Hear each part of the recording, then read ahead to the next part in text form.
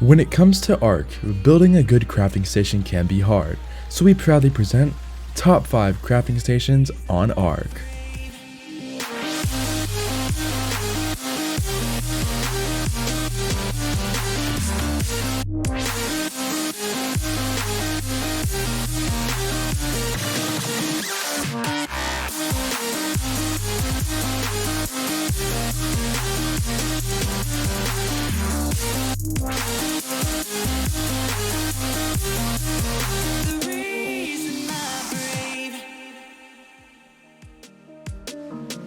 Our servers OC have partnered with Dino Deluxe to create Deluxe servers. Deluxe servers is just like OC, but with better server handling and an official grind.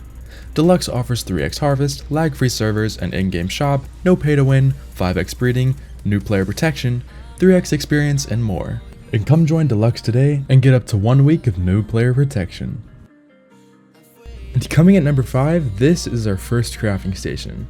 Now this one is meant to be more of a compact design for a solo or duo tribe, so you can pretty much place this thing just about anywhere. It's very simple to build. You have 2 fabricators on the side, you have a generator right there. Now this does only work on unofficial as you have to squeeze stuff in. You have 2 chem benches back here, you have an indie forge in the middle, you have an indie grinder on the side right here, of course. And then this is a 3x3 with some stairs on the side, so basically you can access it on every single side. Then you have a vault right here and 2 smithies. It's a very nice setup, super easy to build, fits just about anywhere, so you can really put it in just about any rat hole as long as it's able to stick through the ceiling. But other than that, it really makes for a pretty easy and simple crafting station to build as a solo.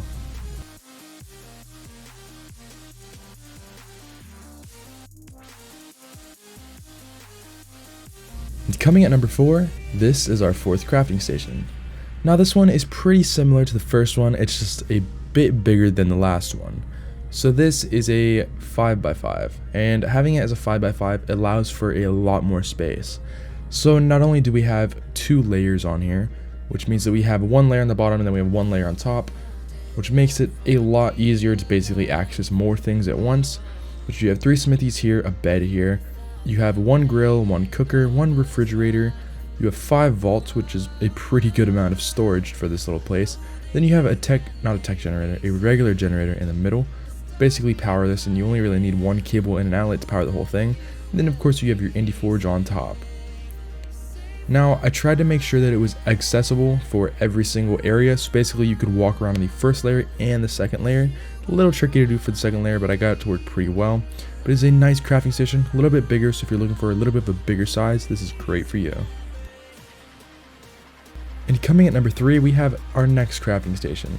Now this one is a bit of a more opened up design, so it's not like a compact design like the last 2 were. So if you're looking for something more opened to maybe put in a pretty good sized cave, or maybe put outside somewhere, if you're fine with that, this is a pretty good design for you. It's meant for a bit of a step up, so if you're maybe a 3-man on a 5 to 10x server, this is a pretty good thing for you.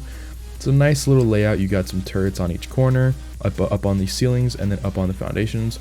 You have a good sized crafting station with 3 indie forges, 6 fabricators, then you have 1 replicator, and then there are the wires, so I decided to run the wires underneath as you cannot flame them, which is perfect.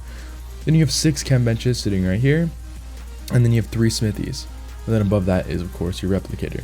Now over here on the side is your electrical generator, which is basically powering the whole thing. And then on the opposite side, there's a turret, it's just 3 on each side. But you come over here and the electrical wire is basically running all under here too. You have 3 vaults, 1 indie grinder, 1 grill, and 1 cooker, and then 1 refrigerator.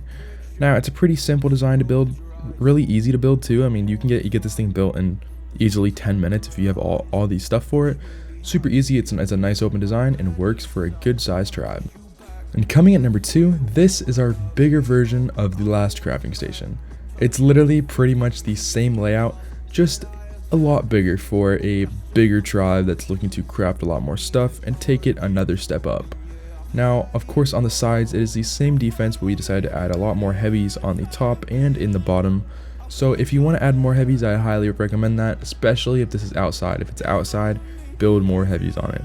But this one is kind of more meant for cave building, But anyways, coming over here, you have a really good sized area to kind of walk Ankies, really anything up in here so you can unload it. You have your electrical generator in there, wires are run on all 4 corners of course. Then you have 8 indie forges, and then you have a ton of stuff over there. You got 3 vaults, a bunch of chem benches, a grinder, 3 replicators, a ton of dead storages, and a lot more chem benches. But I'm pretty sure this thing has about 12 fabricators, so you are going to have a lot of crafting to do with this crafting station. Now coming at number 1, this is our big crafting station.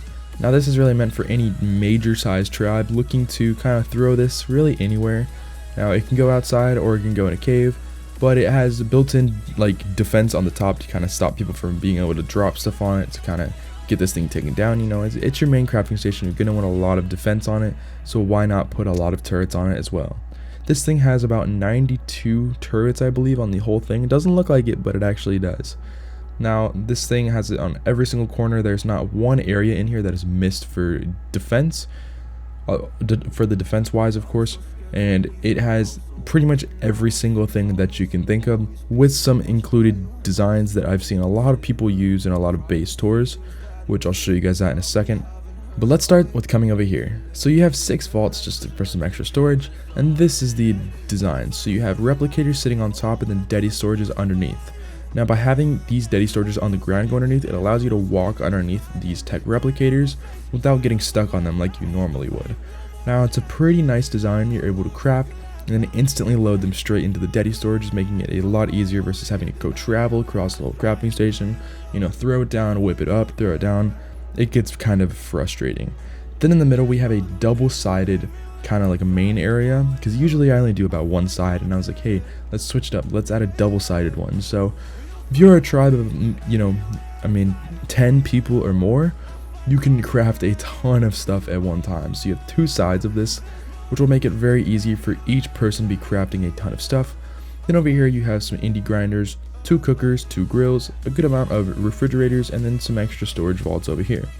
And then of course we have our tech transmitter up in the middle, which basically ensures that you're able to just transfer out and then transfer back here. But it is a very nice crafting station, very easy to build. Yes, it can get a little complicated on having to basically craft that many indie forges and replicators, but if you're up to that, it makes for an amazing crafting station.